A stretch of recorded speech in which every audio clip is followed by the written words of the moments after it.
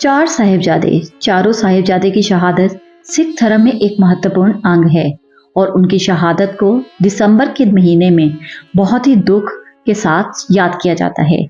ये चार साहिबजादे कोई और नहीं बल्कि 10वें गुरु श्री गोविंद सिंह जी के पुत्र हैं। 22 दिसंबर और 23 दिसंबर 1704 ईस्वी में घटी घटनाएं वे दिन हैं जो दुनिया भर के सिखों को दुख से भर देती हैं। पर आपको हम बता दें, सिर्फ सिख ही नहीं बल्कि बाकी धर्म के जो अनुयायी हैं वे भी इनकी कुर्बानी को नमन करते हैं।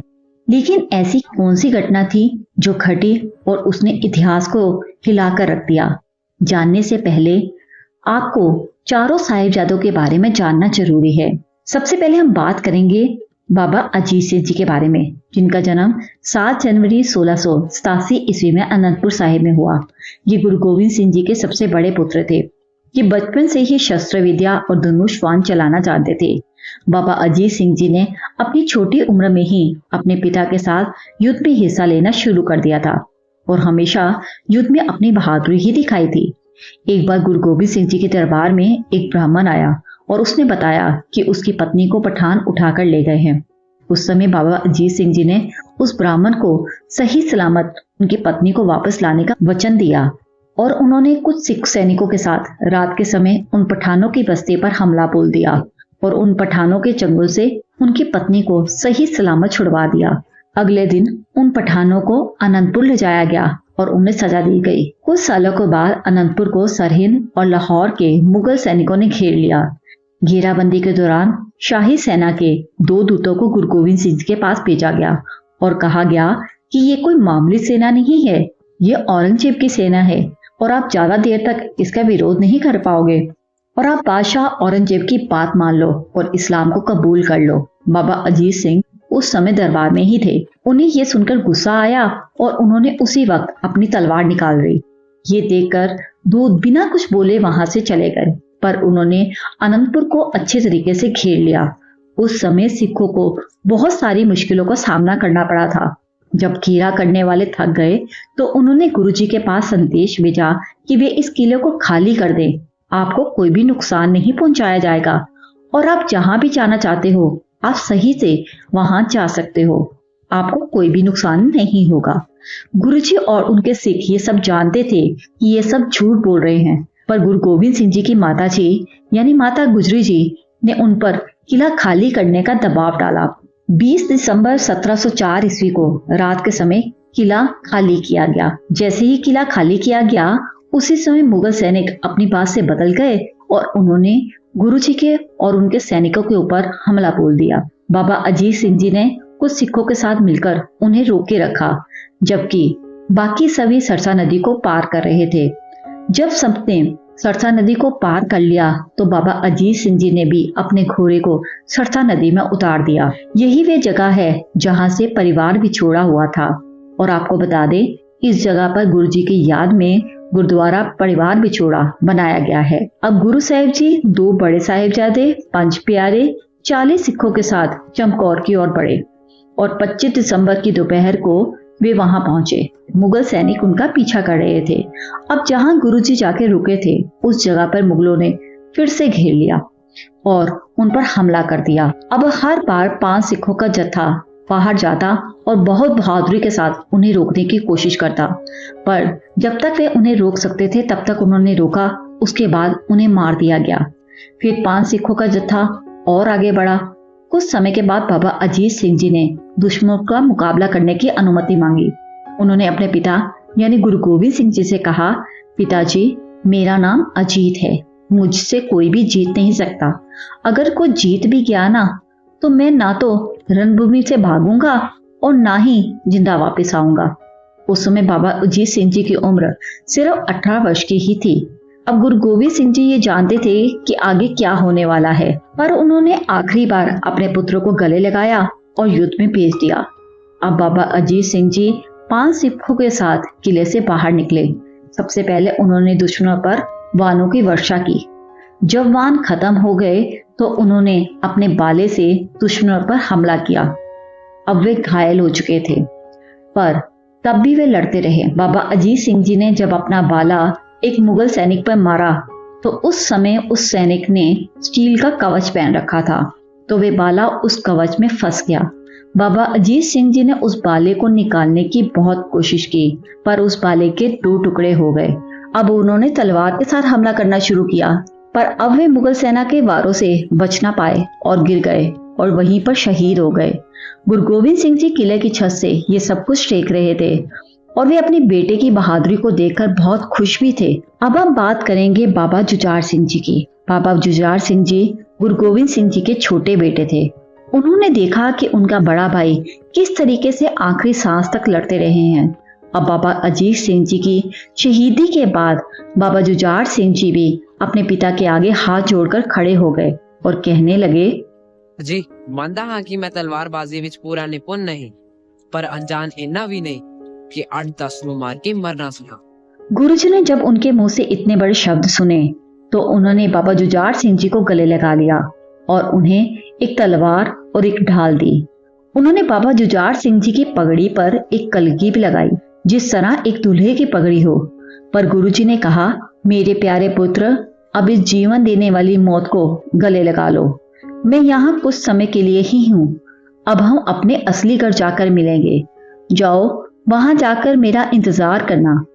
तुम्हारे दादाजी और तुम्हारा भाई पहले से ही तुम्हारी राह देख रहे हैं। अब 16 साल का जवान सिख 5 सिखों के साथ किले से बाहर निकला। वे भी अपने भाई की तरह खूब वीरता से लड़े। बड़े बड़े योद्धा भी उस बालक के आगे टिक ना पाए, पर दूसरी तरफ दुश्मन बहुत ज्यादा थे। पर तब भी वे अपने आखिरी सांस तक लड़ते ही रहे। जब गुरु गोविंद सिंह जी ने अपने छोटे पुत्र को भी शहीद होते देखा तो उन्हें दुख तो बहुत हुआ, लेकिन उन्होंने परमात्मा का धन्यवाद किया कि उनका छोटा बेटा भी वीरता के साथ लड़ा और साधु संतों की तरह शहादत को प्राप्त हुआ। अब जैसे हमने पहले बताया कि सरसा नदी पर परिवार को बिछड़ गया था, जिसे परिवार बिछोड़ा कहते हैं, तब गुरुजी के दोनों छोटे साहिबजादे और उनकी माता गुजरी जी अलग हो गए थे। उस समय जिस रास्ते से वे जा रहे थे, उस रास्ते में एक घना जंगल पड़ता था। रास्ते में माता गुजरी जी और दोनों छोटे साहिबजादों को एक ब्राह्मण मिला, जिसका नाम गंगू था। गंगू एक समय में गुरु जी का रसोइया था। गंगू ने माता गुजरी और दोनों छोटे साहिबजादों को अपने घर से दूर एक कमरे में ठहरा दिया। जब गुरु गोविंद सिंह जी की माता यानी माता गुजरी जी सो गए, तो उस समय गंगू ने माता गुजरी जी का एक बैग चुरा लिया, जिसके अंदर कीमती सामान और पैसे थे। उसने उस बैग को घर के अंदर ही कहीं छिपा के रखा था। पर जब माता गुजरी जी की नींद खुली तब उन्होंने बैग ना देखा, तो उन्होंने गंगू से उस बैग के बारे में पूछा। इतना सुनते ही गंगू नाटक करने लगा। गंगू कहने लगा, एक तो मैंने आपकी जान बचाई, दूसरा आपको पनाह दी और आप मुझ पर ही इल्जाम लगा रहे हो। माता गुजरी ने उसे शांत करने की बहुत कोशिश की, पर वे कुछ सुनने को तैयार ही नहीं था। उसी वक्त वे गांव के मोहम्मद चौधरी के पास गया और बताया कि गुरु गोविंद सिंह जी की माताजी और उनके दोनों छोटे साहिबजादे उसके घर पर हैं। उसने ये भी बताया कि अगर हम ये खबर शाही अधिकारी को दे देंगे तो वे हमें अच्छा इनाम भी देंगे।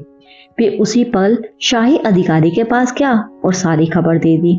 अब माता गुजरी जी और दोनों साहिबजादों को कैद करके वजीर खां के दरबार में लाया गया। वजीर खां ने उन्हें किले की मीनार के ऊपर कैद करने का आदेश दिया। उस समय दिसंबर की सर्द रात थी। अब दोनों छोटे साहिबजादे और माता जी ने बिना बिस्तर के रात बिताई। अगले दिन वजीर खां ने बच्चों को लाने का आदेश दिया। माता गुजरी जी दोनों बच्चों को अलग नहीं करना चाहती थी, पर सैनिकों ने माता जी से कहा, बच्चों को कोई भी नुकसान नहीं पहुंचाया जाएगा, आप उन्हें जाने दें। माता गुजरी जी ने दोनों बच्चों को गले लगाया और कहा, जाओ मेरे रत्नों, अपने पिता और अपने दादा के आदेशों पर कायम रहना। ऐसा कोई भी काम ना करना जिससे तुम्हारे पूर्वजों का नाम खराब हो। परमात्मा तुम दोनों की रक्षा करे। दोनों बच्चों ने दादी जी को प्रणाम किया और वजीर खां के दरबार में चले गए। वहां पहुंचते ही दोनों ने जोर से बोला, वाहेगुरु जी का खालसा, वाहेगुरु जी की फतेह। और दोनों के निडर चेहरों ने सबका दिल जीत लिया। तब दरबार में खड़े सुच्चा चंद ने बच्चों से कहा, वजीर खां को प्रणाम करो। तब बड़े साहिबजादे यानी बाबा जोरावर सिंह जी बोले, हम अपने रब और गुरु के अलावा किसी के आगे सर नहीं झुकाते। इतने बड़े शब्द सुनकर नवाब भी उनकी तारीफ किए बिना रह ना पाए। अब नवाब ने एक चाल चली। उसने बच्चों को झूठ बोल दिया कि तुम्हारे पिता और दोनों भाई चमकौर की लड़ाई में मारे जा चुके हैं। बच्चे घबरा गए, जबकि गुरु गोविंद सिंह जी अभी ठीक थे। सिर्फ दोनों भाई ही शहीद हुए थे। वजीर खान ने उन्हें ये भी कहा कि तुम दोनों तो नसीब वाले हो, तुम्हें इस्लामी दरबार मिला है। अगर तुम दोनों इस्लाम कबूल कर लोगे तो तुम्हें धन दौलत मान सम्मान सब मिलेगा, पर अगर तुमने हमारी बात ना मानी तो तुम दोनों के साथ भी वही होगा जो तुम्हारे काफिलों के साथ हुआ। तुम्हें भी तरफा तरफा कर मार दिया जाएगा। तब वे दोनों बोले, हमारे अंदर गुरु अर्जन देव, गुरु हरगोविंद, गुरु तेग बहादुर और गुरु गोविंद सिंह जी का खून बहता है, यानी हम अपने वंशजों की कुर्बानी को बर्बाद नहीं जाने देंगे। तब भी दोनों को यही कहा, जल्दबाजी में फैसला मत लो, आराम से सोच लो, अपनी दादी जी से सलाह कर लो, फिर फैसला लेना। क्योंकि अगर तुमने इस्लाम को कबूल नहीं किया तो तुम दोनों की चीखों की आवाजें दूर दूर तक जाएंगी। बच्चे वापस अपनी दादी के पास ठंडी बुर्ज में भेज दिए गए। दादी जी ने जब उन्हें सही सलामत देखा तो वे बहुत खुश हुई। दादी जी के पास पहुंचकर बाबा जोरावर सिंह जी ने सारी बात बताई कि दरबार में क्या क्या हुआ था और उन्होंने इस बात का क्या जवाब दिया। माता गुजरी जी भी ये सुनकर बहुत खुश हुई। उन्होंने बच्चों को गले लगाया। अब सर्दी बहुत ज्यादा थी और बादशाह वजीर खान ने अपने सैनिकों को हुक्म दिया कि इन्हें खाने पीने के लिए या बिस्तर के लिए कुछ ना दिया जाए, ताकि ये हमारी बात मान ले। इस बीच मोतीराम मेहरा सामने आए, जो कि वजीर खान की कैद में भोजन पहुंचाने का काम करते थे। मोतीराम को यह पता चला कि वजीर खान ने गुरु गोविंद सिंह जी की माता जी और दोनों छोटे साहिबजादों को ठंडी बुर्ज में कैद कर रखा है, तो उसे अपने बादशाह पर बहुत गुस्सा आया। तब उसने बिना अपनी जान की परवाह किए दोनों साहिबजादे और माता गुजरी को गरम गरम दूध पहुंचाने की जिम्मेदारी उठाई। इस काम में बहुत खतरा भी था, पर वे सिपाहियों से छिपते छिपाते वहां तक पहुंच ही जाता और तीनों को गरम गरम दूध पिलाता। अगले दिन फिर से दोनों साहिबजादों को दरबार में बुलाया गया। अब जब वे दोबारा दरबार में गए तो उन्होंने फिर से कहा, वाहिगुरु जी का खालसा, वाहिगुरु जी की फतेह। उन दोनों को फिर से इस्लाम कबूल करने के लिए विवश किया गया, पर वे छोटे से बच्चे अपनी बात से टस से मस ना हुए। तीसरे दिन फिर से उन बच्चों को दरबार में बुलाया गया। इस बार वजीर खान ने एक नाटक किया और कहा, तुम दोनों इतने सुंदर और चतुर बालक हो, मुझे तुम पर दया आ रही है। तब वे साहसी वीर बालक पता क्या बोले? वे बोले, हथियारों का प्रबंध करो, हम मरते दम तक आपके साथ लड़ेंगे। इतना सुनते ही वजीर खां अपनी असलियत में आ गया और बोला, तुम्हें वही मिलेगा जिसके तुम हकदार हो, यानी तुम दोनों को जिंदा ही ईंटों की दीवारों में चिनवा दिया जाएगा। अब नवाब के हुक्म के अनुसार बच्चों को एक दीवार में चिनवाना शुरू किया गया। अब आपको ये बता दें कि उस समय कोई भी जल्लाद इस काम को करने के लिए तैयार नहीं था, पर वजीर खान ने जबरदस्ती इस काम को करवाया था और ईंटों की हर परत के बाद बच्चों को इस्लाम कबूल करने के लिए कहा गया, पर वे बच्चे अपनी बात पर अटल रहे। आखिरकार दोनों मासूम इस दुनिया को छोड़कर सचखंड को चले गए। अब दादी जी यानी माता गुजरी जी भी इस गम को सहन न पाई और उन्होंने उसी पल अपने प्राण त्याग दिए। अब जब वजीर खान को यह पता चला कि उनका सेवादार ही बच्चों को दूध पिलाने का काम कर रहा था, तो वजीर खान ने उसे और उसके पूरे परिवार को मरवा दिया। आप सोचिए कि कितना मुश्किल समय रहा होगा जब गुरु गोविंद सिंह जी ने एक हफ्ते के अंदर अंदर अपने पूरे परिवार को खोया होगा, लेकिन तब भी वे अपने पद से डगमगाए नहीं। एक बार इनकी बहादुरी के लिए कमेंट बॉक्स में वाहिगुरु जी का खालसा जरूर लिख के जाइए। वाहिगुरु जी का खालसा, वाहिगुरु जी की फतेह।